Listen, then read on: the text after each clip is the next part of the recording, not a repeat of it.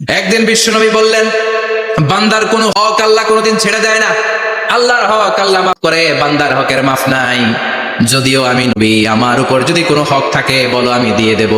কোন সাহাবী দাঁড়ায় না। এক সাহাবী দাঁড়িয়ে বললেন, নবী, যুদ্ধের ময়দানে চাবুক চালানোর সময়, লাঠি চালানোর সময় এক কাফেরকে মারতে যেয়ে আপনার লাঠির বাড়ি আমার পিঠের মধ্যে পড়েছে।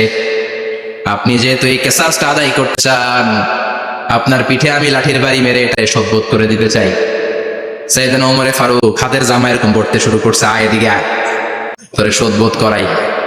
বিশ্বনবী বললেন, ওমর রাখো, এটা বান্দার হক, মিটাতে দাও। বিশ্বনবী বললেন, আসো, তুমি এসে আমার পিঠে লাঠি দিয়ে চাবুক দিয়ে বাড়ি মারো।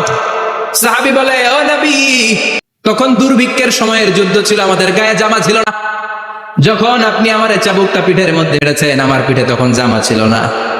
আপনি যে যথা নিয়মে কেসাসটা আদায় করতে চান, আপনার জামাটা খুলেন, খালি পিঠের মধ্যে বাড়িটা মারিস। এবার ওমরে ফারুককে ধরে কে? এদিকে তোরে দেখাইতেছি। বিশ্বনবী বললেন, ওমর থামো, মারতে দাও। বিশ্বনবী উনার জুব্বাটা উপরের দিকে উঠালেন, পিঠের মধ্যে বাড়ি দেওয়ার জন্য ওই সাহাবীকে ডাকলেন। ওই সাহাবী বিশ্বনবীকে পিছন দিক থেকে জড়িয়ে ধরে ওই মোহরে নবুয়তের মধ্যে চুমু দিয়ে ফেলেছে।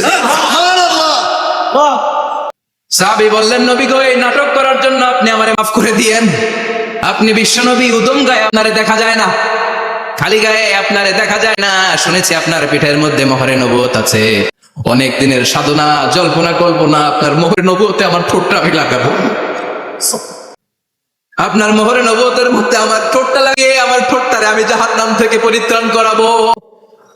এজন্য প্ল্যান প্রোগ্রাম করে এতক্ষণ আপনার জামাটা খুলতে বলেছি। আপনার উপরে আমার কোনো হক নাই। আমার আব্বা মা, আমার সম্পদ, আমার জীবন আপনার জন্য কোরবান গো নবী।